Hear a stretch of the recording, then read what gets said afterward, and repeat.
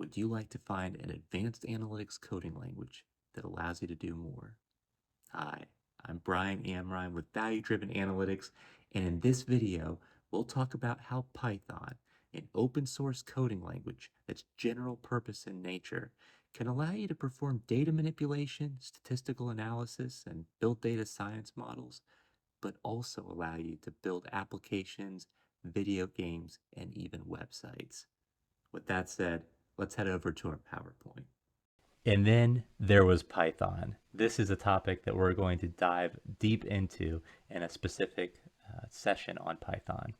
Similar to SAS and R, but even more so as a general purpose language, Python is a flexible coding language that can be used for data manipulation. It's frequently used for statistical analysis and building data science models as well, but it can even be used for developing websites and applications and even video games.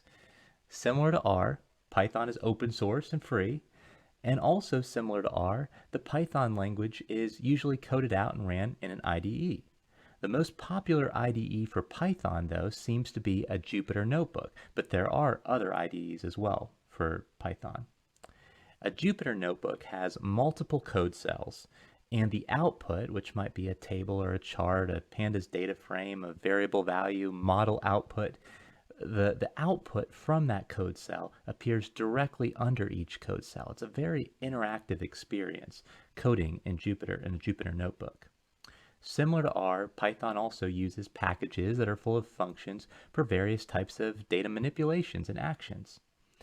Anaconda is a very popular distribution for Python. It includes the Python executor, the thing that actually executes, runs the code, common Python packages, sets of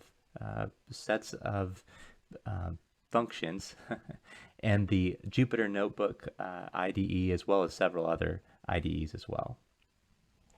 Python has historically been the coder or the programmer's preferred SAS alternative, more so than R, which I think has led to its algorithms and functions being generally more computationally efficient than R.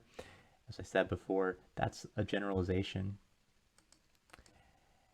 This is an example of a Jupyter Notebook. At the top we have the title, and you'll see it's made up of multiple coding cells. Each of these is a coding cell, and beneath that coding cell would be any output from that coding cell. Again, a very interactive experience coding in Python in Jupyter Notebooks. If you like this video, I hope you'll consider liking it formally. And if you'd like to see more analytics, data science, and leadership training videos, please consider subscribing to the channel. Finally, if you have any questions on what we discussed today, please leave a comment and I'll try to respond to it as soon as possible. Thanks again for watching, and I'll see you in the next video.